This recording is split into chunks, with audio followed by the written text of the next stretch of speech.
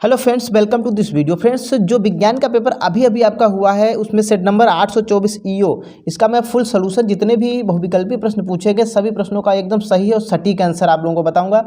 तो please video को complete देखिए और पसंद आए तो उसे लाइक ज़रूर करें। तो चलिए पहला क्वेश्चन देखते हैं। देखिए इसमें खंड आ में उपखंड का, इसका पहला क्वेश्चन देखते हैं क्या दिया है। किसी वस्तु से बड़ा आभासी प्रतिबिंब बनाने वाला दर्पण कौन सा होगा? समतल दर्पण, अवतल दर्पण, उत्तल दर्पण या कोई गोलीय दर्पण? तो इसका जो सही आंसर होगा वो अवतल दर्पण होगा। नेक्स्ट क्वेश्चन है दिया है, मानव नेत्र जिस भाग पर किसी वस्तु का प्रतिबिंब बनाता है वह होता है। तो देखिए मानव नेत्र जिस भाग पर जहाँ प्रतिबिंब बनाता है रेटिना पर बनाता है, तो रेटिना को हिंदी में हम लोग दृष्टिपटल बोलते हैं। ठीक है, ये कई बच्चों ने गलत किया, मुझे कमेंट कर रहे थे कि यहाँ इसमें सर कौन सा होगा, तो इसमें दृष्टिपटल सही होगा। इसके बाद में थर्ड क्वेश्चन दिया है, श्वेत प्रकाश का कौन सा रंग कांच के प्रिज्म से गुजरने पर अधिकतम विचलित होता है? तो इसका जो सटीक आंसर हो जाएगा वो हो जाएगा बैंगनी। इसके बाद में फोर्थ नंबर क्वेश्चन है, एक विद्युत केतली से होकर प्रवाहित विद्युत धारा को दुगना कर दिया जाता है, उत्पन्न ऊष्मा हो जाएगी। तो उत्पन्न ऊष्मा आधी हो जाएगी या दुगनी, चार गुनी या एक चौथाई? तो इसका जो सटीक आंसर होगा वो ऑप्शन नंबर सी होगा, जो ऊष्मा होगी वो चार गुनी हो जाएगी। इसके बाद में फिफ्थ नंबर क्वेश्चन दिया है, एक विद्युत चुंबक का क्रोड बनाने के लिए सबसे अधिक उपयुक्त पदार्थ कौन सा है? पीतल, एल्यूमिनियम, मुलायम लोहा या स्टील? तो सबसे जो उपयुक्त होगा पदार्थ वो मुलायम लोहा होगा। इसके बाद में सिक्स नंबर क्वेश्चन का आंसर क्या होगा? निम्नलिखित में से कौन सा किरण आरेख सही है?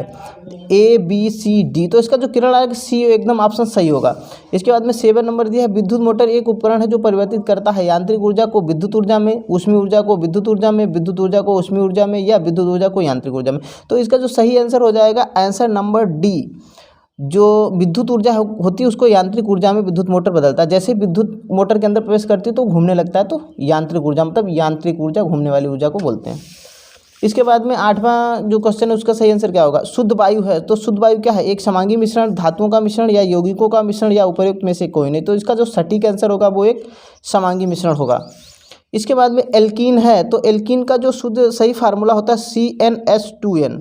ठीक है, यहाँ पर बी ऑप्शन इसका सही होगा।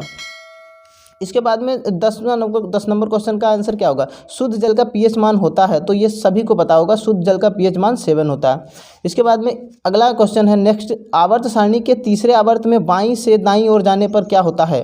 परमाणु क्रमांक तथा परमाणुवीय आकार में वृद्धि होती है, या परमाणु क्रमांक तथा परमाणुवीय आकार में कमी आती है, या परमाणु क्रमांक में वृद्धि होती है तथा परमाणुवीय आकार में कमी आती है? उपर्युक्त में से कोई नहीं। तो जो इसका सटीक आंसर होगा वह आंसर नंबर बी, परमाणु क्रमांक तथा परमाणुवीय आकार में कमी आती है।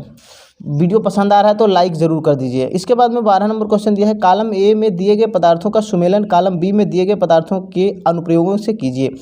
तो देखिए इसमें क्या होता है, कॉलम ए कॉलम बी दिया, इसमें हमें मिलान करना है। ठीक है, तो प्लास्टर ऑफ पेरिस किस काम में आता है? तो इसका मूर्ति बनाने में काम आता है। तो देखिए पहले का आंसर सेकंड है, तो इसमें देखिए पहले से कौन सा मिला? तो इसमें पहले का सेकंड मिला, ए का सेकंड मिला, तो इसका मतलब और किसी में पहले का सेकंड नहीं मिला, तो बी ऑप्शन हमारा सही होगा। ठीक है, नेक्स्ट क्वेश्चन है दिया है, निम्नलिखित में से मेथिल ऑरेंज मिलाने पर कौन सा लाल हो जाता है? तो मेथिल ऑरेंज जो है, जो H2SO4 मिलाने पर लाल हो जाता है, यानी अम्ल होता है ये। इसके बाद में 14 नंबर क्वेश्चन दिया है, नवीकरणीय ऊर्जा का एक पर्यावरण हितैषी स्रोत है। तो नवीकरणीय ऊर्जा का पर्यावरण हितैषी स्रोत कौन सा होगा? पवन ऊर्जा, पेट्रोलियम ऊर्जा, प्राकृतिक गैस या कोयला? तो जो हितैषी होगा वो पवन ऊर्जा होगा। A option is correct answer. 50 number question दिया, मेंडल प्रसिद्ध हैं, तो ये सबको पता होगा कि ये आनुवंशिकता के लिए क्षेत्र में प्रसिद्ध थे। इसके बाद में 16 नंबर क्वेश्चन है, शुक्राणुओं का निर्माण कहाँ होता है? तो ये आप लोगों को पता होगा, शुक्राणुओं का निर्माण वृषण में होता है। इसके बाद में 17 नंबर क्वेश्चन दिया, कूपिका यानी वायु कोष्ठिका पाई जाती है यकृत में, फेफड़ों में, आमाशय में या जीभ में? तो कूपिका जो वायु कोष्ठिका होती है वो फेफड़ों में पाई जाती है। इसके बाद में अगला क्वेश्चन है, पौधों में जल के परिवहन हेतु होता है। तो पौधों में जल के परिवहन हेतु क्या होता है? तो इसका सही आंसर हो जाएगा जाइलम, डी। 19 नंबर क्वेश्चन है, एक स्वस्थ व्यक्ति में सामान्य रक्तदाब कितना होता है? 140/80, 120/80, 135/100 या 125/15। तो इसका जो सही आंसर होगा आंसर नंबर बी। आप लोगों ने कहीं ना कहीं लिखा देखा होगा, जो स्फेग्नोमेनोमीटर होता है जिससे हम रक्तदाब नापते हैं उसमें 120/80 ही सही माना जाता है। इसके बाद में जो 20 नंबर क्वेश्चन है, निम्नलिखित में से कौन भारत के जल पुरुष के नाम से प्रसिद्ध हैं। 20 नंबर क्वेश्चन का सही आंसर क्या होगा? बिंदेश्वर पाठक, जेसी चौधरी या राजेंद्र सिंह या सुंदरलाल बहुगुणा। तो इसका सही आंसर हो जाएगा answer number C, Rajendra Singh.